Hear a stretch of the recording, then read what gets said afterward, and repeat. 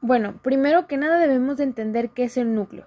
El núcleo celular es una estructura que tiene una forma ovalada o esferoide y es el que se encarga de almacenar todo el material genético del organismo. Este es el principal organelo de la célula porque se considera también el centro operativo, ya que se encarga de controlar las actividades de las células.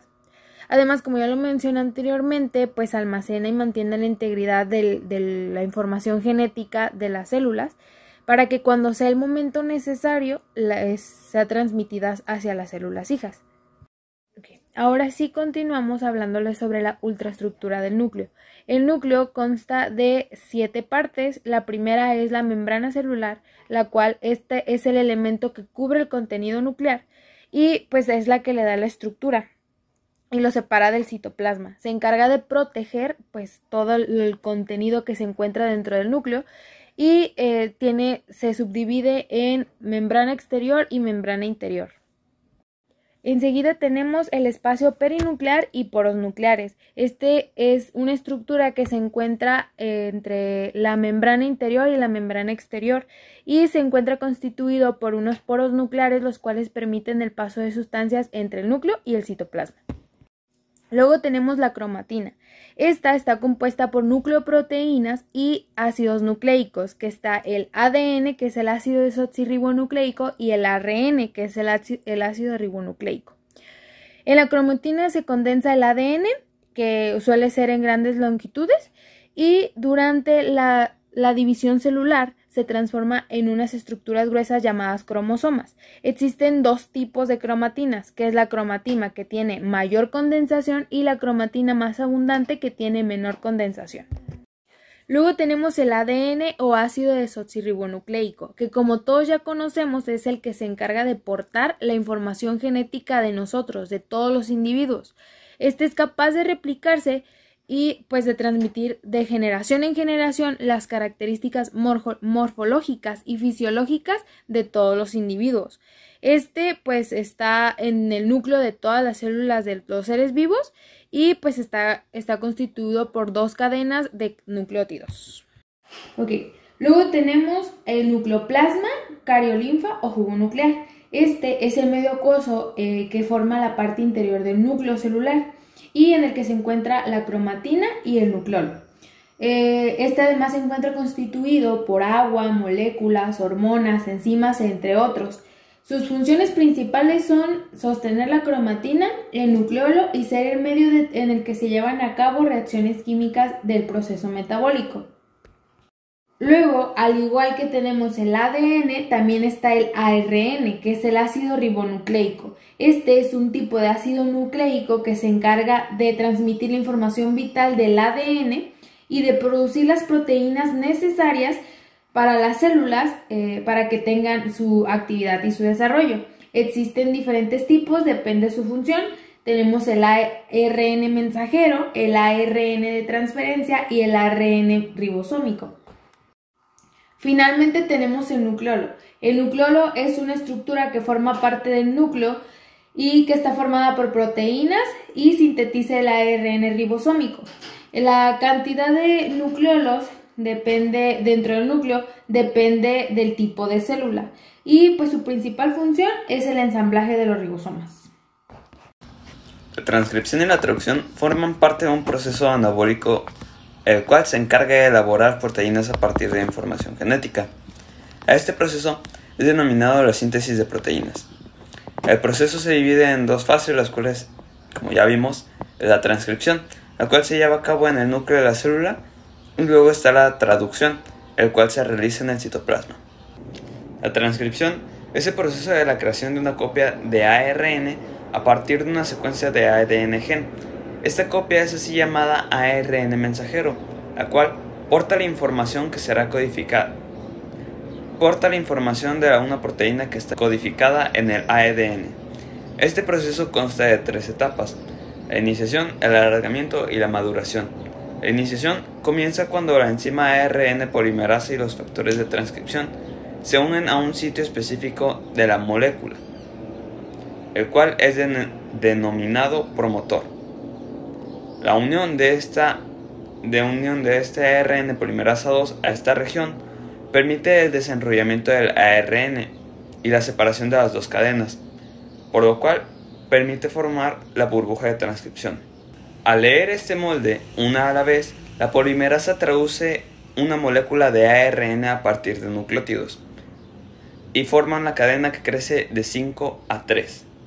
La transcripción se lleva a cabo cuando se acomodan las bases complementarias del ARN a las del ADN.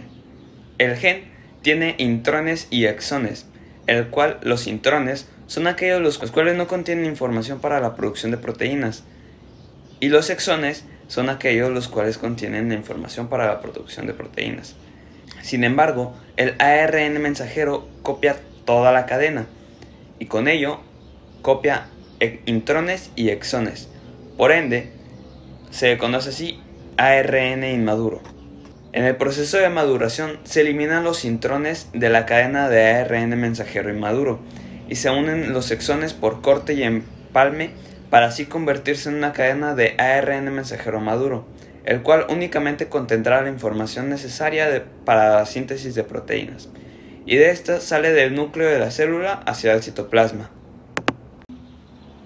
lo que da inicio al siguiente proceso, el proceso de traducción. En el proceso de traducción, una célula lee la información y decodifica el mensaje del ARN mensajero, y este lo utiliza para la construcción de un polipéptido o una cadena de aminoácidos. En un ARN mensajero, las instrucciones para construir un polipéptido vienen en grupos de 3 nucleótidos, a los cuales son llamados codones. En la traducción, los codones de un ARN mensajero leen la orden del extremo 5 o codón de inicio AUG al extremo 3 mediante moléculas llamadas ARNT o ARNS de transferencia. En esta primera etapa, el ribosoma se reúne con el ARN mensajero y el primer ARNT para comenzar la traducción.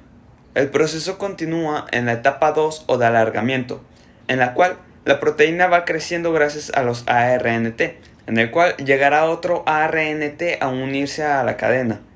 A continuación se formará un enlace polipéptido entre los aminoácidos en el sitio catalítico del ribosoma. Enseguida el ARNT1, o sea el primero en llegar, se desprenderá y el siguiente avanzará para dejar el siguiente codón libre. El siguiente se unirá y así consecutivamente se irá alargando la cadena de la proteína. La tercera etapa y última parte del proceso ocurre cuando el ribosoma lee el codón de terminación o de alto y el cual no codifica ningún aminoácido y en su lugar llama a una proteína llamada factores de liberación, los cuales hacen que la proteína terminada se desprenda del ribosoma y ésta ejerza su función dentro de la célula. El ciclo celular es un mecanismo fundamental subyacente a la reproducción de los seres vivos. En este ciclo, una célula nace de la división de una célula predecesora a través de una serie de etapas donde la célula va a crecer, va a replicar su ADN, duplicará su tamaño y posteriormente se va a dividir de una célula madre para obtener 2 células hijas. Este mecanismo es fundamental en el cuerpo humano puesto que va a reemplazar aquellas células que han sido perdidas por desgaste, por algún mal funcionamiento o por la apoptosis. Se divide en 2 fases, la interfase o el proceso preparatorio y la fase M o mitótica. La interfase, la célula va a permanecer la mayor parte del tiempo en este periodo y va a ser la que va a proporcionar todas las condiciones necesarias para que posteriormente ocurra la división celular. Se divide en 3 fases, la fase G1, la fase S o la fase G2. La fase G1 es aquella fase donde la célula va a crecer hasta obtener el tamaño óptimo para que pueda continuar en el ciclo. Aquí también el material enzimático va a aumentar, los organelos se van a replicar y aquellas estructuras citoplasmáticas y una que otra molécula se van a aumentar su número. Si la célula no cumple las condiciones necesarias para continuar en el ciclo, se va a entrar en un estado de reposo especial llamado fase G0, donde se va a desagrupar, se va a salir del ciclo y puede permanecer ahí días, semanas o incluso años hasta que pueda volver a proliferar o en algunas ocasiones ya no se pueden dividir. Una vez que la célula ha adquirido el tamaño necesario y óptimo, va a pasar a la siguiente fase, que es la fase S o la fase de síntesis. En esta fase se va a dar la replicación del ADN y se van a duplicar los cromosomas en las células animales. Se dice que la replicación del ADN es semiconservativa, puesto que se crea una cadena nueva sobre una cadena vieja. El ADN se va a abrir en dos y se van a formar ahora dos dobles cadenas sobre las cadenas que las hélices que ya estaban, que van a funcionar como guía. Una vez que ha terminado la fase S, podemos pasar a la siguiente fase, que es la fase G2, donde se van a almacenar aquellas estructuras que tienen aquellas moléculas que tienen actividad en la fase mitótica, y se va a revisar que no haya errores en la replicación del ADN y que se haya duplicado correctamente. Una vez que hemos terminado las tres fases de la interfase, podemos pasar a la fase mitótica. En esta fase va a ocurrir la división celular. La célula ya cumplió todas las condiciones, está en la fase mitótica y va a entrar en dos procesos o dos fases nuevamente. La mitosis y la citocinesis. En la mitosis, la célula es una división nuclear, es decir, la célula se va a encargar de repartir el contenido del núcleo en las dos células hijas. Se divide en cuatro fases la mitosis: la profase, la metafase, la anafase y la telofase. En la profase es la ruptura de la envoltura nuclear. Posterior a ella sigue la metafase, donde los cromosomas se organizan en el plano ecuatorial de la célula. Posteriormente sigue la anafase, donde estas cromatidas de los centrosomas se van a llevar hacia un extremo celular a través de la acción del uso mitótico. Y finalmente la telofase, donde los centrosomas son llevados a un lado de la célula, el uso mitótico se empieza a desplazar y se va a obtener una nueva formación de la envoltura nuclear. Finalmente, la citocinesis va a ser la división física de la célula, donde el citoplasma se va a dividir en dos a través de segmentación. Esto se da gracias a los movimientos de la miosina y la actina presentes en los procesos de la citocinesis. La citocinesis no se produce de igual manera ni en plantas, ni en hongos, ni en animales, pero sí cumplen las mismas etapas.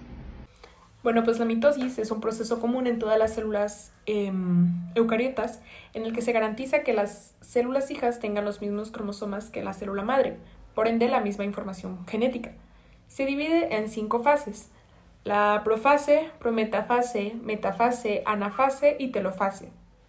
Este tipo de división ocurre en las células somáticas y normalmente concluye con la formación de dos núcleos separados, que pues es la cariocinesis, y se le sigue la separación del citoplasma, que es la citocinesis, para formar dos células hijas.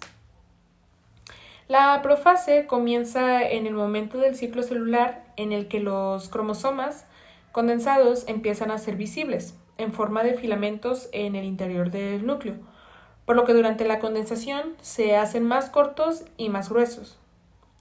Cada cromosoma aparece formado por dos cromatidas hermanas idénticas, que están unidas por sus centrómetros, y en cada uno de ellos se desarrolla un cinetocoro. En la prometafase, pues esta inicia cuando se rompe la envoltura nuclear en pequeñas vesículas o fragmentos de esta membrana, que permanecen en las proximidades del uso mitótico durante la mitosis, y a partir de ellas se forman las nuevas envolturas nucleares de las células hijas. La rotura de envoltura nuclear permite que los microtúbulos del uso mitótico interaccionen con los cromosomas a través del cinetocoro. La prometafase, todos los cromosomas se sitúan en el plano ecuatorial del uso, formando la placa metafásica, y en esta fase es cuando los cromosomas están más condensados y por ello se vuelven más visibles. La anafase inicia con la separación simultánea de cada cromosoma en sus cromatidas hermanas, que se desplazan hacia polos opuestos del uso, y al terminar esta fase, los cromosomas se han separado en dos grupos iguales, y cada uno de los cuales se sitúa en un polo del uso y forma parte del núcleo de una nueva célula. La telofase se caracteriza por la reconstrucción de los núcleos de las células hijas. Se forma una envoltura nuclear alrededor de cada grupo de los cromosomas separados, y estos cromosomas se descondensan y los nucleolos comienzan su aparición. Bueno, en la meiosis, cada célula hija recibe la mitad de cantidad del ADN que tiene la célula madre, y pues se producen 4 células hijas. Al igual que en la mitosis, la meiosis se divide en fases, las cuales son la duplicación del genoma en la fase S, la profase meiótica, la meiosis 1 y meiosis 2. Que realmente el mecanismo básico de las meiosis son divisiones sucesivas de la célula con una única replicación de ADN. El producto de estos son 4 células con N cromosomas y básicamente se divide en 2 etapas. La meiosis 1, que se caracteriza porque el material genético de las células hijas es la mitad del de las células madre.